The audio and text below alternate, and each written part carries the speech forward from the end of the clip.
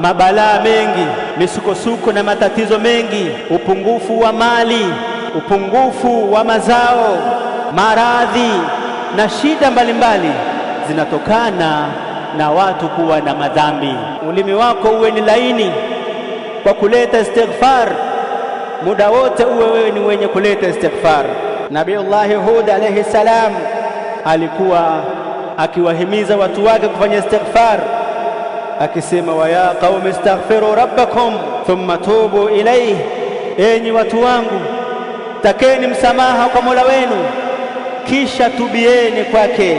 Mkifanya hivyo yursilis samaa alaykum midrara wa yazidkum quwwatan ila quwwatikum, kwamba mkifanya istighfar karudi kwa Allah subhanahu wa ta'ala, mkajua kwamba nyinyi mmekosea, mkatubia, mkaleta istighfar, basi Allah jalla waala atawaletea mvua kwa wingi, kadhalika atakuzidishieni nguvu katika nguvu mlizokuwa nazo, kwa maana atawapeni afya na atawaongezea nguvu tele ili muweze kutekeleza ibada jinsi inavyotakiwa. Anasema wa yazidukum quwwatan ila quwwatikum, Allah atakuongezeeni nguvu kwenye nguvu mlizoko nazo.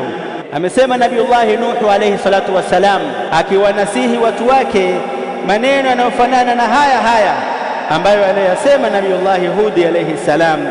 Anasema faqultu astaghfiru rabbakum innahu kana ghaffara, niliwaambia watu wangu takeni msamaha Mola wenu, hakika yeye Allah amekuwa ni mwingi wa msamaha, ni mwenye kusamehe makosa.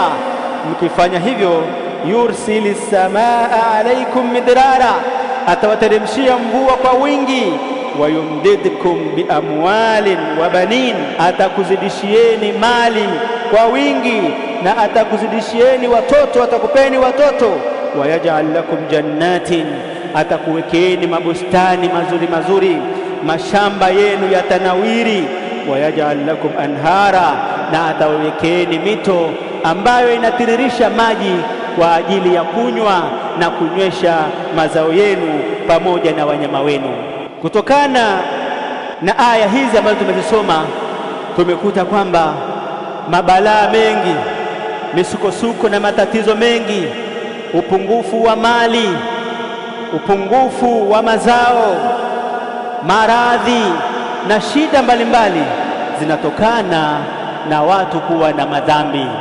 Madhambi, kuzidisha madhambi inapelekea Allah subhanahu wa ta'ala anaondoa baraka katika riziki, anaondoa baraka katika mashamba, anaondoa baraka katika mali, hata ukizipata zinakuwa hazina baraka.